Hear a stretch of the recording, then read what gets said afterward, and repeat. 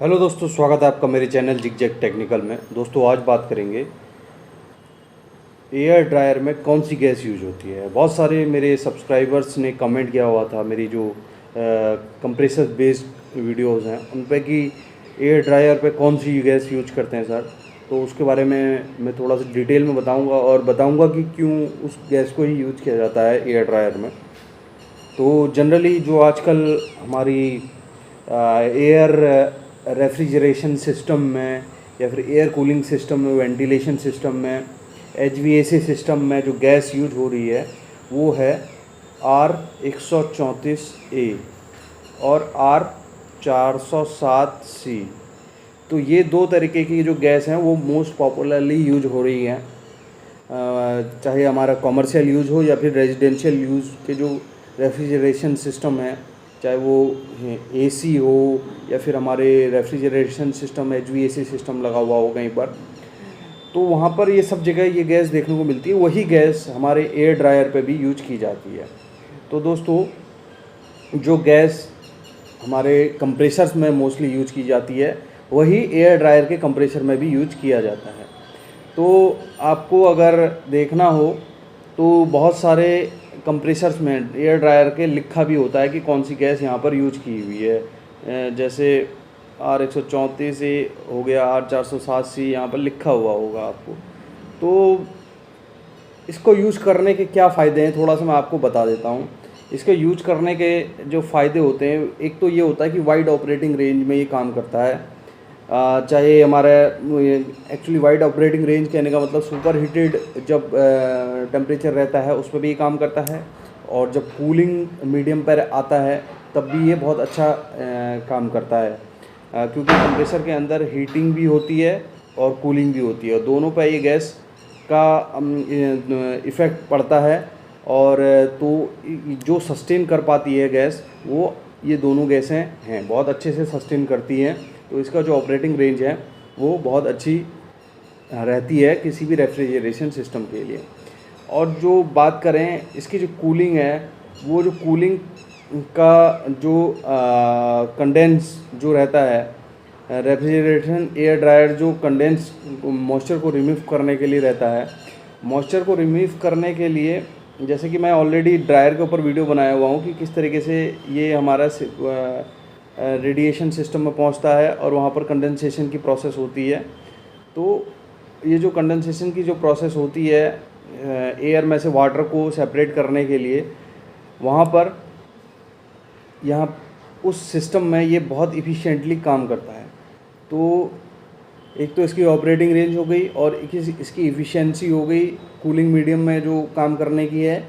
और इसकी कंपैटिबिलिटी की अगर हम बात करें तो जो जो एयर ड्रायर होते हैं, कंप्रेसर होते हैं, उन पे क्या किया जाता है, थोड़ा कुछ ना कुछ ऑयल यूज किया जाता है, क्योंकि जो हमारा कंप्रेसर होता है उसके अंदर मोटराइज सिस्टम होता है, गियरिंग सिस्टम होता है। तो उसके जो ऑयल होता है, ऑयल पे इसका कोई जो इफ़ेक्टिवनेस होती है वो बहुत अच्छी रहती है। जो उसके जो अंदर ऑयल जो यूज करते हैं ड्रायर के अंदर, जो कंप्रेसर के अंदर मोस्टली अगर हम कहें कि कंप्रेसर के अंदर जो ऑयल होती है उसके साथ में इसकी जो वर्किंग प्रॉपर्टीज़ होती है वो बेस्ट रहती है। तो ये रिलायबल ऑपरेशन के लिए इसे यूज किया जाता है। और इन्वायरमेंटल अगर व्यूज़ में देखें तो इन्वायरमेंटल व्यूज़ अगर हम देखें तो इन्वायरमेंटल के हिसाब से जैसे कि पहले से हम लोगों का यूज होता था क्लोरोफ्लोरोकार्बन और कार्बन। तो ये जो दो गैसें थी वो बहुत ज़्यादा हार्मफुल थी नेचर के लिए और इन्वायरमेंट के लिए। तो इन्वायरमेंटल पर्सपेक्टिव से अगर हम देखें तो इन दोनों गैसों का उतना जो ओजोन डिप्लीशन का जो रेट है वो बहुत कम होता है, क्योंकि ये ऑलरेडी प्रूवन है कि ये जो दो गैसें हैं इनसे जो ओजोन डिप्लीशन का जो पोटेंशियल है वो बहुत कम है, और ग्लोबल वार्मिंग जो पोटेंशियल है वो कम रहता है। ग्लोबल वार्मिंग की जो प्रॉब्लम रहती है, इन दोनों ये जो गैसें रहती हैं रेफ्रिजरेशन सिस्टम में जो पहले यूज होती थी उनसे बहुत ज़्यादा दिक्कत होती थी, लेकिन ये जो गैसें हैं इनमें ये ओजोन डिप्लीशन का काम कम करती है। तो ये बेस्ट है हमारे इन्वायरमेंटल के को ध्यान में रखते हुए। और इसका जो टॉक्सिक सब्सटेंस हैं वो बहुत कम होते हैं इन दोनों गैसों के। इन दोनों गैसों के अगर टॉक्सिक सब्सटेंस देखें तो बहुत ज़्यादा कम होते हैं। अगर इन्वायरमेंट में मिल भी गए तो उतना ज़्यादा रिस्क नहीं है। तो अवेलेबिलिटी भी इसकी बहुत अच्छी रहती है।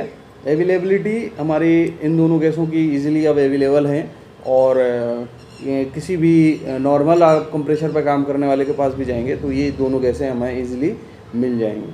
तो इसीलिए इस गैस को यूज किया जाता है एयर ड्रायर के कंप्रेसर में।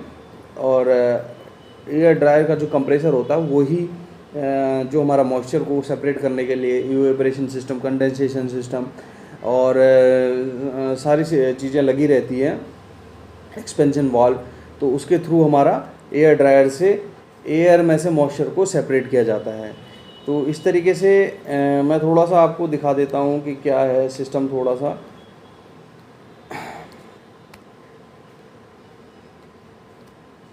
ये देखिए इस तरीके से हमारा ये यहाँ पर हमारा कंप्रेसर है, ये इवेपोरेशन के लिए दिया हुआ है पूरा। इसके अंदर ये एयर इनलेट, एयर आउटलेट, और आउटलेट एयर हमारी ठंडी मिलती है हमसे, क्योंकि इससे मॉइस्चर सेपरेट हो गया होता है। इसी पर ही जो हमारी एयर आती है कंप्रेसर में, उसको इससे अलग कर दिया जाता है। यहाँ पर आप देख सकते हैं, यहाँ पर हमारा कंप्रेसर की रेटिंग वगैरह लिखी रहती है। और साथ में एक इसकी तरीके की ये पुराना कंप्रेसर है, ड्रायर है। तो ड्रायर का जो कंप्रेसर है उस पर कहीं पर भी पूरा सर्च करना पड़ेगा कि गैस कौन सी चली हुई है, लेकिन गैस मोस्टली यही दोनों गैसें पड़ी हुई हैं, आपको ज़्यादा कुछ सर्च करने की ज़रूरत है नहीं। मैंने जो बताया उसका आप डिलीट कर सकते हैं। बाकी आप चेक करवा सकते हैं किसी भी कंप्रेसर का जो सर्विस करते हैं उन बंदों से। तो धन्यवाद दोस्तों मेरा वीडियो देखने के लिए। Please like the video and subscribe.